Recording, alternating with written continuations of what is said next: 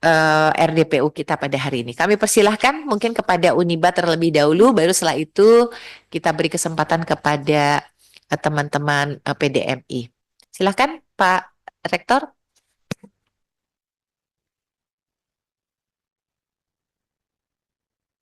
Bismillahirrahmanirrahim. Assalamualaikum warahmatullahi wabarakatuh. Yang terhormat pimpinan komisi, dalam hal ini ketua komisi, wakil ketua komisi, kemudian Bapak Ibu anggota Dewan Perwakilan Rakyat Republik Indonesia. Terima kasih sudah diberi kesempatan untuk menyampaikan apa yang sebelumnya sudah pernah dilakukan. Di samping kiri kanan saya adalah Dr. Rendy Susiso Ismail, beliau adalah pembina Yayasan DWK. Kemudian di samping kiri saya adalah staf ahli rektor yang juga Sekjen Majelis Adat Kerajaan Nusantara atau MAKN, pejuang budaya. Nah, pada kesempatan ini saya perlu sampaikan kepada Bapak Ibu Dewan bahwa kedatangan saya di Komisi 10 udah 3 kali ya. Yang pertama ketika menyampaikan RDPU terkait Merdeka Belajar Kampus Merdeka yang dilanjutkan dengan perjuangan supaya moratorium kedokteran dihentikan. Itu Desember 2021. Kemudian pada bulan Mei 2022 kami datang lagi bersama APTISI, Asosiasi Perguruan Tinggi Swasta Indonesia, memperjuangkan kembali bagaimana moratorium itu dibuka. Yang pada akhirnya dari perjuangan itu dan dengan bantuan Komisi 10 akhirnya moratorium dibuka. Saya terima kasih kepada Komisi 10. Tepuk tangan dulu untuk kita semua ya. Oke. Terus yang kedua, kami juga memang selain memperjuangkan moratorium, kami juga mendirikan kedokteran. Nah ini sengaja kami sampaikan untuk jadi lesson learn juga bahwa ternyata pemerataan pembangunan terkait Fakultas Kedokteran itu tidak merata, dan ini saya akan sampaikan melalui paparan pada hari ini. Sampai Prof. Nisam, mantan Dirjen Dikti menyatakan, ini bagaimana ini? Uniba yang perjuangkan moratorium selesai, orang lain yang manfaatkan. Bahkan kalau misalnya mau dipersentase, ketika moratorium dibuka, 90% yang terbuka malah di Pulau Jawa. Bahkan di Surabaya sampai 14 fakultas kedokteran. Nah, oke dilanjutkan aja kita sambil lihat slide. Ini kampus saya ya. Ini Ibu Hetipa masih ada, ketua komisi sebelumnya. Jadi iya, jadi di bulan Desember 2021. Next. Oke, ini juga di bulan 5 tanggal 30 kami bersama APTISI menyampaikan juga supaya ada kemudahan bagi kedokteran di luar Pulau Jawa untuk dibuka. Karena ternyata sekarang sekalipun sudah lama Indonesia merdeka, kawan-kawan dokter di Jawa kadang-kadang enggan untuk ke Kalimantan Timur. Ya, lanjut. Nanti saya akan anukan terkait Unibah. Ini Unibah Balikpapan. Ini coba Bapak Ibu sekalian lihat di slide. Ini kampus kedokteran khusus, kampus kedokteran TOK. Ini lantai 8 lantai ini semuanya kedokteran. Sampai ada kata-kata dari Bimtek Dikti bahwa sejak dia berkunjung melihat sarana prasarana di seluruh Indonesia, maka Universitas Balikpapan tidak ketinggalan. Ya, ini Bapak bisa lihat, bisa bayangkan. Lanjut. Oke, jadi ini kami bercerita dulu bagaimana susahnya kedokteran di luar Jawa untuk mendirikan. Jadi kami pertama kali mengupload di bulan di tahun 2022 ya, kemudian dilanjutkan di bulan Desember 2022, kemudian lanjut lagi di Januari 2023 dan berakhir di 2025. Nah, kami ini sekedar pengalaman saja. Ketika misalnya sudah moratorium dibuka yang dibantu oleh Ketua Komisi 10 karena saya tahu.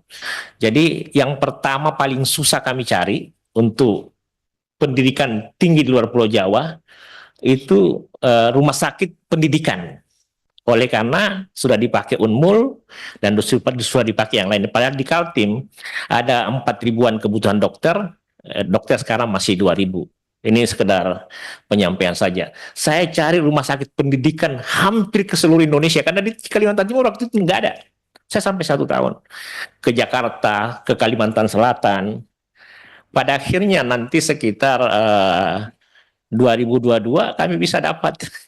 Itu panjang sekali. 2003 kami mendapatkan itu, namanya Rumah Sakit Ince Abdul Muiz.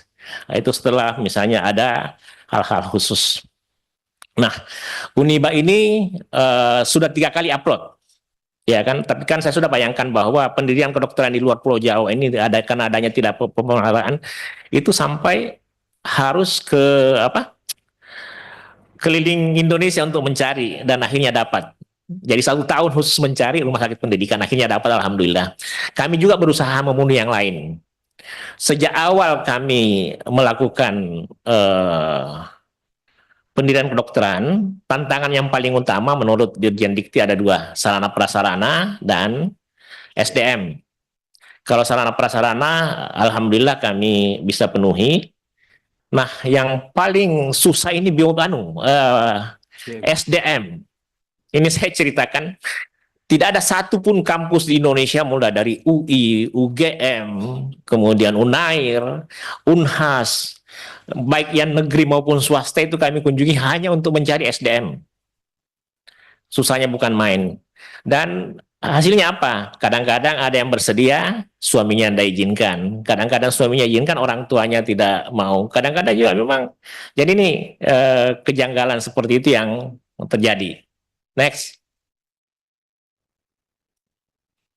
Oke, jadi singkat saja bahwa kami sejak 2022 sampai 2025, 2024 mencari SDM itu, ya kalau dibahasakan sampai ke lubang semut juga itu nggak dapat, sampai pada akhirnya kami mengirim ke Unhas 10 orang untuk dididik. Salah satu SDM yang susah adalah biomedik, ya. Biomedik, alhamdulillah, ini kalau di slide ini pada upload terakhir, secara keseluruhan kami sudah memenuhi. Jadi yang tersisa tinggal SDM. Ada 3 SDM menurut catatan Dikti yang kami tidak penuhi, yang pada akhirnya pada tanggal 12 Februari kami sudah upload untuk dikirim ke Dikti. Lanjut. Nah, sebelum saya lanjut, saya perlu sampaikan ada titipan dari teman-teman dokter juga yang memperjuangkan kedokteran. Salah satu yang susah itu di biomedik. Kadang-kadang memang kampus penyedia biomedik susah. Ada misalnya kampus yang menyediakan biomedik tapi tidak spesifik, ya, jurusannya. Jadi kami memenuhi, tapi kadang-kadang kita lihat tesisnya memenuhi tapi evaluator bilang tidak, ya. Nah, inilah yang kami sudah penuhi terkait kedokteran. Jadi maksud kami ini menyampaikan supaya kami tidak menjadi bagian dari yang kena moratorium. Saya berterima kasih ke Komisi 10 karena saya lihat hasil rapat kerja dengan Dikti itu salah satunya menyatakan bahwa jangan semua di moratorium. Sebenarnya moratorium nggak ada masalah, tapi yang di moratorium di Pulau Jawa. Di luar Jawa mesti di-trigger untuk bisa. Karena itu tadi saya sudah bahasakan tantangannya penyiapan SDM itu, sekalipun dia sekolah di Jawa agak susah untuk ke daerah-daerah. Kalau masih ke Balikpapan mungkin mending, tapi ke daerah-daerah yang jauh. Kalau misalnya penduduk Indonesia, Jawa dan Sumatera itu 80%, Kalimantan mah cuma 6%. Nah, ini kami perlihatkan kurikulum program studi kami memenuhi semua. Lanjut, ya. Next. Ya, ini kemudian SDM kami memenuhi semua. Lanjut lagi. Berkas semua sudah memenuhi. Lanjut. Oke, ini kami punya upayakan. Jadi kalau misalnya mau dirikan kedokteran itu ada 26 dokter yang harus disiapkan. Biomedik, kemudian klinis, kemudian yang lain-lain. Nah, di slide ini kami bisa memperlihatkan bahwa kami mencoba memenuhi. Dan insya Allah untuk 12 Februari kemarin kami mengupload sekitar 40 dosen. Jadi melebihi dari target. Karena kami berharap ini upload terakhir, ya. Karena susahnya bukan main. Lanjut. Oke, ini juga sudah terpenuhi semua. Oke. Jadi ini gambaran mereka yang tidak memenuhi, ini kadang-kadang dia tidak memenuhi hanya karena judul tesisnya berbeda. Jadi tantangan di Indonesia biomedik itu tidak semua kampus punya jurusan khusus. Kemudian ada juga kendala karena kalau dia sudah punya spesialis yang ngambil biomedik itu tidak diakui, ya. Nah, ada beberapa kampus yang malah baru buka saat ini.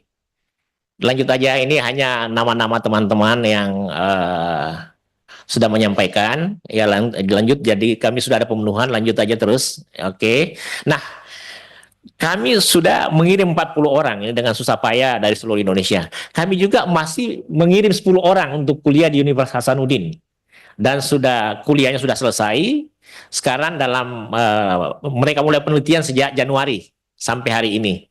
Lanjut, ini ada 10 mahasiswa. Jadi yang saya mau sampaikan kepada Komisi 10 bahwa kami sungguh-sungguh untuk memastikan bahwa pendidikan kedokteran itu bisa.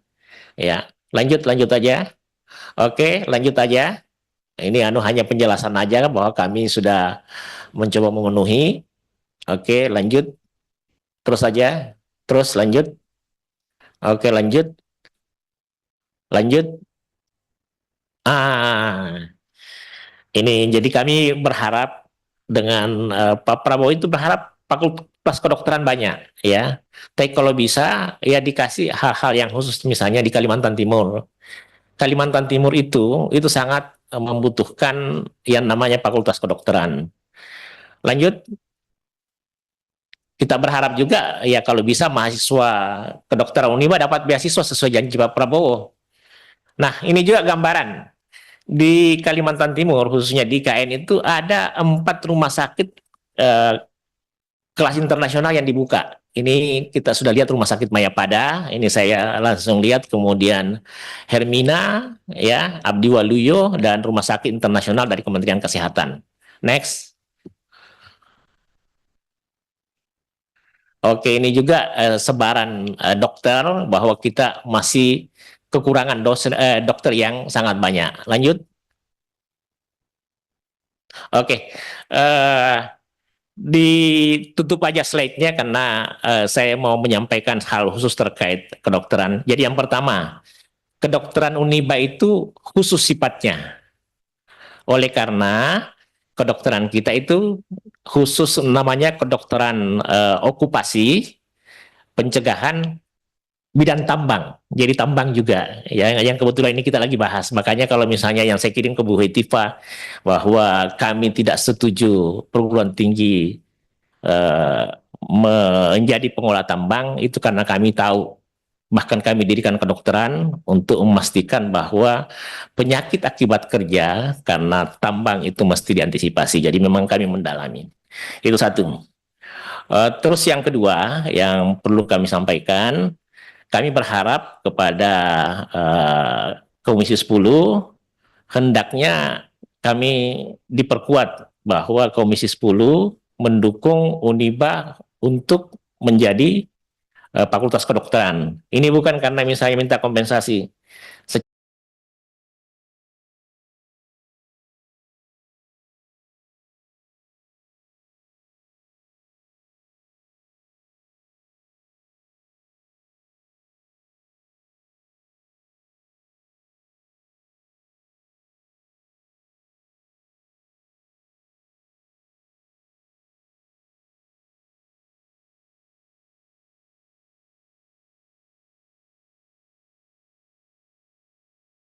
Secara persyaratan kami sudah memenuhi semua.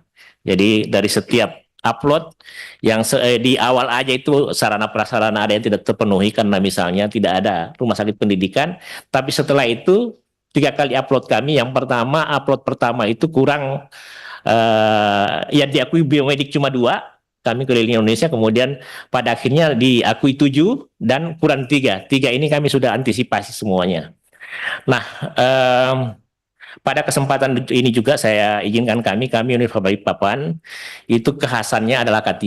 Jadi K3 sebagai salah satu hal yang penting. Jadi core ilmunya jelas di sana. Hampir semua fakultas ada K3-nya. Pada kesempatan ini saya juga sampaikan ke Komisi 10 bahwa K3 itu hendaknya tidak saja di perguruan tinggi tapi mulai dari SD, SMP, SMA, bahkan TK, karena kita kan lihat Jepang itu disiplin, safety anti bisa dilakukan. Jadi Komisi 10 mendorong Kementerian Dikti bahwa kurikulum K3 setidaknya dimasukkan. Ya kan, itu tambahannya aja ini untuk Terus yang kami mau sampaikan juga ya pada kesempatan ini bahwa kedokteran Uniba insya Allah kita doakan untuk bisa berdiri dalam waktu secepat-cepatnya. Mungkin ada tambahan yang mau disampaikan sama Pak Randy, silahkan Pak Randy. Ya, silakan Pak Randy.